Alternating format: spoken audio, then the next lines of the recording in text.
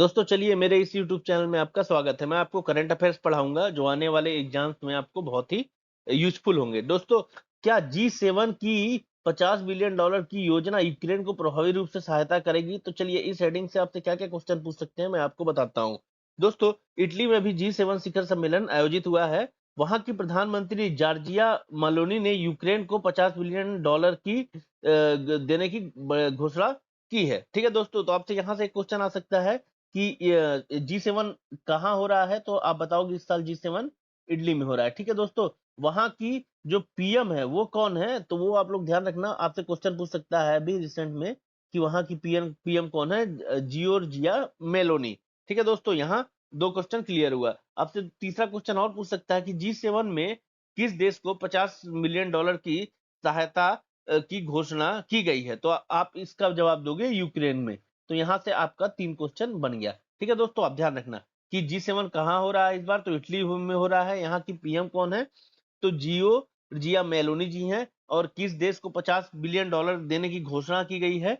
तो वो है यूक्रेन। ठीक है दोस्तों, ये जो $50 बिलियन का फंड है वो रूस की ही प्रॉपर्टी बेच के इस फंड को दिया जाएगा, जो कि यूरोपीय क्षेत्र में है, जो अधिकांश यूरोपीय क्षेत्र में है। ये $300 बिलियन की संपत्ति है, उसको बेचने के बाद जो लाभ होगा उससे $50 बिलियन का दिया जाएगा। ठीक है दोस्तों, अब यहाँ एक क्वेश्चन आपसे और पूछ सकता है कि यूरोपीय आयोग के अध्यक्ष कौन है?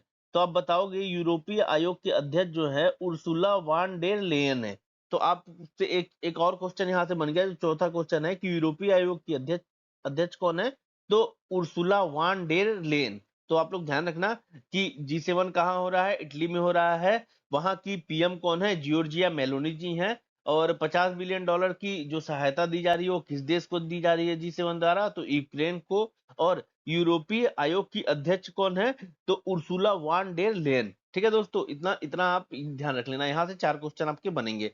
ठीक है दोस्तों, अब G7 के गठन के बारे में देख लेते हैं। तो G7 दोस्तों ग्रुप ऑफ 7 कंट्रीज का एक संगठन है, जिसका निर्माण 1975 में किया गया था। ठीक है दोस्तों, इसमें प्राथमिक रूप से Canada, France, Italy, Germany, Japan, United kingdom और संयुक्त राज्य अमेरिका थे। ठीक है दोस्तों, तो इन 7 कंट्रियों ने मिलकर G7 की गठन किया था। ठीक है दोस्तों, ये कब हुआ था गठन? तो ये 1975 में हुआ था। ये ग्रुप ऑफ 7 कंट्रीज का है। तो यहाँ से आपका 2 क्वेश्चन बन जाएगा कि G7 देश में कौन कौन सी इनिशियली कौन कौन सी कंट्रीज थी? तो आप बताओगे Canada, France, Germany, Italy, Japan, UK, US. ठीक है दोस्तों, और कब किया गया था? तो 1975 में। एक अंतरराष्ट्रीय संगठन है G7 दोस्तों, ये भी ध्यान रख लेना। पहले क्या था? G7 आर्थिक समस्याओं पर ही बात करता था, पर वो अब सुरक्षा, पर्यावरण नीति जैसे अलग अलग वैश्विक मुद्दों पर भी कार्य कर सकता है। तो आपसे ऐसे क्वेश्चन पूछ सकता है कि G7 किन किन मुद्दों को डील करता है? तो आप बताओगे कि वो आर्थिक समस्याओं के साथ साथ सुरक्षा, पर्यावरण नीति जैसे कई अलग अलग मसलों पर भी बात करता है। ठीक है दोस्तों, एक एक एक फैक्ट और जान लेना दोस्तों कि रूस जो था 1998 में G7 में शामिल हुआ था। तो आप ध्यान रख लेना कि G7 कंट्री G8 कब बनी थी? तो 1998 में। और कौन सी कंट्री शामिल हुई थी? तो वो थी रसिया। तो दोस्तों ध्यान रख लेना कि रसिया G7 कंट्री का 1998 में मेंबर बना था, जो जब तब G7 G8 बन गया था। हालांकि जब रसिया ने 2014 में क्रीमिया पर अटैक किया और उस पे उसको उसका कब्जा करने की कब्जा किया उस पर, उसके बाद रूस को G7 कंट्री से हटा दिया गया था। 2014 में जो रूस को G7 कंट्री से हटा दिया गया था। तो आप लोग ध्यान रखना कि रसिया को कब हटाया G7 कंट्री से? 2014 में। और किन कारणों से हटाया था? तो क्रीमिया पर रूस की कब्जा करने के कारण उनको G7 से हटा दिया गया था। ठीक है दोस्तों, तो आप लोग ये ध्यान रख लेना। तो यहाँ से आपको 4 तो यहाँ से क्वेश्चन मिल जाएंगे, 2 यहाँ से मिल जाएंगे। और जो रूस कब शामिल हुआ था G7 में? तो 1998 में। कब निकला? 2014 में। यहाँ से 2 क्वेश्चन आपको मिल जाएंगे। ठीक है दोस्तों, तो चलिए अब नेक्स्ट स्लाइड में देखते हैं। दोस्तों, अभी सौर वायुमंडल घूर्णन के नए पैटर्न का पता किया गया है दोस्तों।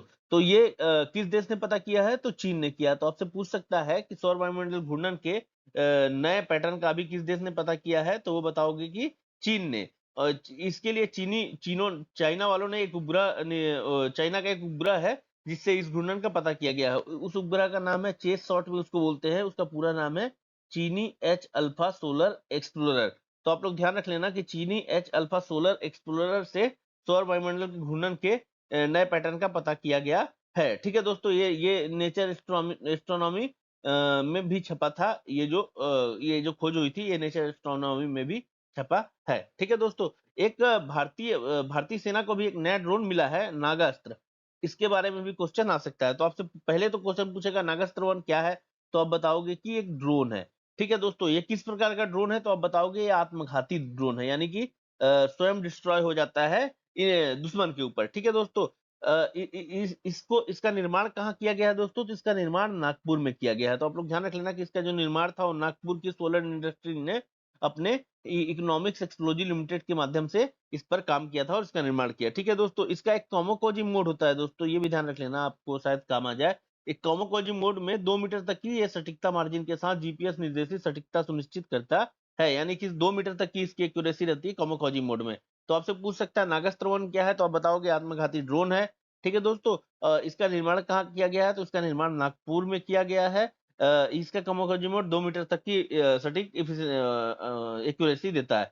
इसका दोस्तों जो 75% इसमें जो सामान लगा है वो मेड इन इंडिया है। तो आप लोग ये भी ध्यान रख लेना कि इसका जो 75% इसमें जो सामान लगा है मेड इन इंडिया है, और ये नागास्त्र 1 ड्रोन भी है, उसको भारत के अंदर ही डेवलप किया गया है। ठीक है दोस्तों, जितना आप लोग ध्यान रख लेना कि इसको कहाँ डेवलप किया गया, इसको इंडिया में ही किया गया डेवलप। दोस्तों विज्ञान के क्षेत्र में अभी काबली पुरस्कार की घोषणा की गई है। तो आप लोग ध्यान रख लेना, काबली पुरस्कार किस क्षेत्र में दिया जाता है, विज्ञान के क्षेत्र में दिया जाता है। 3 कैटेगरी में दिया गया है, तंत्रिका विज्ञान, खगोल विज्ञान और नैनो विज्ञान के क्षेत्र में दिया गया है। टोटल 8 लोगों को ये पुरस्कार दिया गया है। ठीक है दोस्तों, ये फ्रेड कैवली नामक एक नॉर्वेजियन अमेरिकी व्यवसायी थे, जिन्होंने इस पुरस्कार इसकी स्थापना की थी। उनका उद्देश्य था कि जो लोग खोज करना चाहते हैं उनको आर्थिक सहायता मिल सके। ठीक है दोस्तों, ये 3 क्षेत्रों में दिया गया था। खगोल विज्ञान के क्षेत्र में डेविड चारबोन्यू और सारा सीगर को ग्रहों की खोज और उनके वायुमंडली को पता लगाने के लिए यह पुरस्कार दिया गया है। तो खगोल भौतिकी के क्षेत्र में किसको दिया गया, डेविड चारबोन्यू और सारा सीगर को। ठीक है दोस्तों, नैनो विज्ञान के क्षेत्र में किसको दिया गया, रॉबर्ट लैंगर और ऑर्मड पॉल एली विसाटोस को और चार्ड मिरकिन को। तो दोस्तों ध्यान रख लेना, नैनो विज्ञान के क्षेत्र में Robert Langer, Armand Paul, Alivisatos और चार्ट मिरकिन। और तंत्रिका विज्ञान के क्षेत्र में नैन्सी कनविसर, फिनरिक फ्रीवार्ड और डोरिस तासो।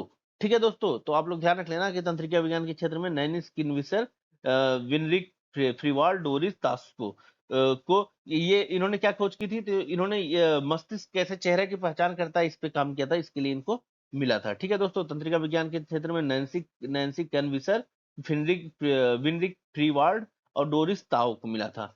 ठीक है दोस्तों, चलिए दोस्तों, वैश्विक लैंगिक रिपोर्ट अंतर रिपोर्ट अभी की घोषणा की गई है। यह रिपोर्ट 2006 से बन रही है दोस्तों। तो इसमें जो प्रथम स्थान पे है वो आइसलैंड है, जिसमें लैंगिक स्तर 93.5% बताया गया है। ठीक है दोस्तों, और 129वें स्थान पे भारत है, जो कि उनके रिपोर्ट के अनुसार भारत में 64.1 परसेंटेज का लैंगिक अंतर है। तो आपसे पूछे कि लैंगिक अंतर रिपोर्ट में भारत का क्या स्थान है, तो आप बताओगे 129। एक क्वेश्चन आ सकता है आपको यहाँ से, बहुत ही इंपॉर्टेंट है। और पहले स्थान पे आइसलैंड है। ठीक है दोस्तों, तो ये आप लोग ध्यान रख लेना। दोस्तों अभी एक तमिलनाडु में पुदुकोट्टई जिले में एक कृत्रिम द्वीप का निर्माण किया गया है। ये कहाँ किया गया है, कविनाडु कानमोई में, तमिलनाडु के पुट्टुकोट्टई के कविनाडु कानमोई में एक कृत्रिम द्वीप का निर्माण किया गया है। तो आपसे क्वेश्चन पूछ सकता है कि तमिलनाडु के किस जिले में कृत्रिम द्वीप का निर्माण किया जा रहा है, तो आप बताओगे कि पुदुकोट्टई के कविनाडु कानमोई में ही किया जा रहा है। ठीक है, ये दोस्तों ये जो है, इसका इसका मुख्य उद्देश्य है टैंक के अंदर कृत्रिम द्वीप बनाना। तो ये भी अनोखा ही लक्ष्य है दोस्तों, अनोखा ही प्रोजेक्ट है। आपसे पूछ सकता है कि किस जगह पे टैंक के अंदर कृत्रिम द्वीप बनाया जा रहा है, तो आप बताओगे पुदुकोट्टई काविनाडु कोनमई में।